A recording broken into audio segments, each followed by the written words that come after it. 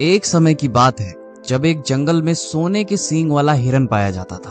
उसके सींग इतने ज्यादा सुनहरे और सुंदर थे कि हर कोई जानवर उससे प्रभावित रहता था, उसकी तारीफ करता था।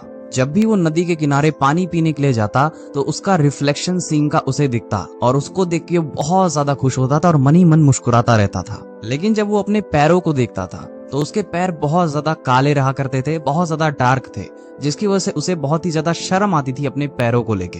वो हमेशा भगवान को कोसता रहता था, खुद को कोसता रहता था कि मेरे इतने काले और इतने भद्दे पैर क्यों हैं, मेरी सींग की तरह इतने सुनहरे और सुंदर क्यों नहीं है।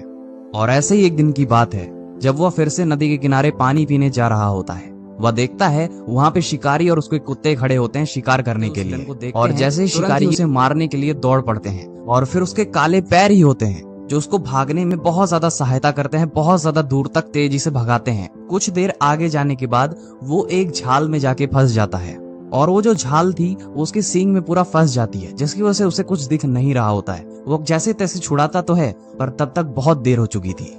लेकिन मरने के बाद उसे ये एहसास होता है कि मैं जिस पे घमंड कर रहा था वो तो मेरे किसी भी काम ना आया, और मैं जिसे कोस रहा था उसने ही मेरी कुछ देर तक जान बचाई। इस स्टोरी से हमें यही सीखने को मिलता है कि भारी सुंदरता हमारे जीवन में बहुत ज्यादा महत्व नहीं देती है, लेकिन फिर भी हम इसी के पीछे भागते रहते हैं। इसमें कोई शक नहीं है कि इससे लोग प्रभावित हो सकते हैं, हमें तारीफें सुनने को मिल सकती हैं, लेकिन इससे हमारे जीवन का कोई बड़ा उद्देश्य नहीं तय होता है या खत्म होता है।